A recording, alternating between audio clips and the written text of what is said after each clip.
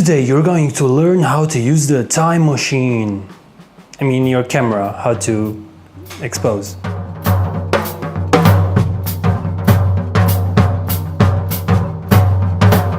Like any good kind of system a human being created, it was always dependent on less values for it to work. And the camera is a perfect example of that. The camera was simplified to 3 working values. The time the light is allowed to pass. That is the shutter. 2. The amount of light is allowed to pass. That's the aperture. And the third one is actually a pretty cool one because you wouldn't expect for it to work in this kind of machine. There's also the sensitivity of the area light falls onto. So you practically have one more value which you could control in your advantage. Now the external factor which you need to measure is the intensity of the light. And you cannot do that with a human eye. You need a sensor, you need a light measuring tool, an exponometer. And having these values, you can actually control the exposure of your image.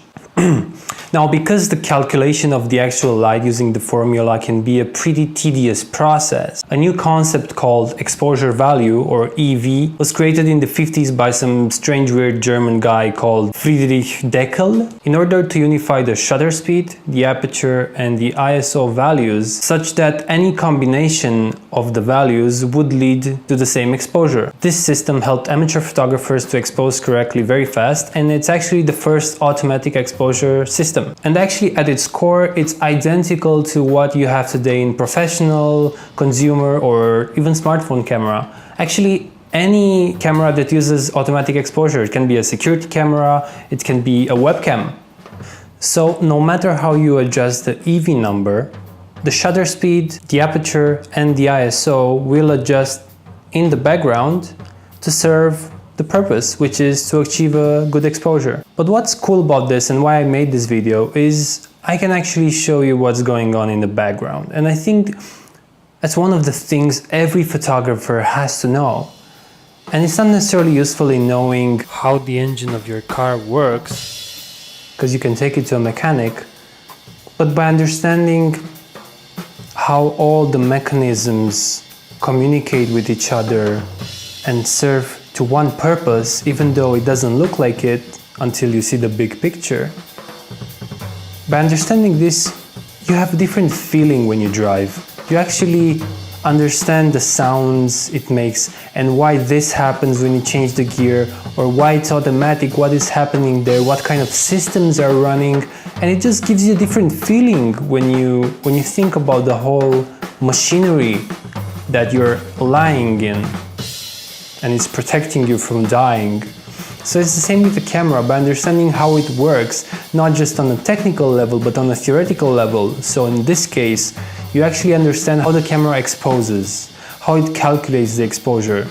And there may be a few moments when you will actually use this type of calculation. So I made a graph here just to show you one example we could play with. See, I have the shutter values, have the aperture values and the ISO values. So let's take for example that I measured the light and it shows me my good exposure stands at f5.6, ISO 400, the shutter is 1/25 of a second. Because I don't like the depth of field, maybe I want to decrease it. So maybe I want an f2, right? So what do I do in order to expose correctly, but in the same time go to f2? And the good thing about the system is you can actually play with it creatively once you see it visually. It's so easy. So from 5.6 to 2, so you have 3 stops to f2. What's happening right now? Taking a photo and you're gonna see you are overexposed because you're letting too much light in. So what can you do with this? Well, you have 2 values, right? You have the ISO and the shutter. So how do you adjust these settings in order to get a good exposure? For example, so we are at f2. That means I can either drop the ISO by 2 stops, so from 400 to 100, or I can choose to go 200, but then I need one more step in the shutter. In this case, we have to go up to expose less. So you go 250th of a second. You have the same result, it's a good exposure. The only difference is you get more bokeh. The depth of field is different. Let's take another example. You are at ISO 100, 2.8 and 30th of a second exposure. Now, let's say I want to change my exposure to 60th of a second. So what happens then? I am underexposing the image, right? So how do I bring it up? Well, in this case, I have two values I can play with. I have either the ISO or the aperture. So I either go one step in the aperture to f2, which gives me a perfect exposure, or I stay at 2.8 because I don't want to lose maybe the sharpness in this case, and I raise the ISO to 200. Same exposure. Let's take one more example. f4, ISO 200, 1/60th of a second, and you want to go to f11. You close the aperture to f11, and now because the image is underexposed by 3 steps, you either raise your ISO or you lower the exposure time, or do a combination however you want. You can do 1 step in ISO, 2 steps in exposure. Because in photography, you have all the 3 values you can play with all the time. It makes stuff easier. In film, for example, the shutter speed is fixed. It's a 40th of a second exposure, most of the time, or 50th. So you cannot really play with the values that much. Even the ISO has a pretty strict range. So what you actually do is add ND filters, which stops the light, or you change the ISO depending on your scene. But this is just one good example you can play with. I made it on a paper, so you can put it on a paper too. And just try to play with it and see how you can adjust the values, and try to do it and try to apply these values on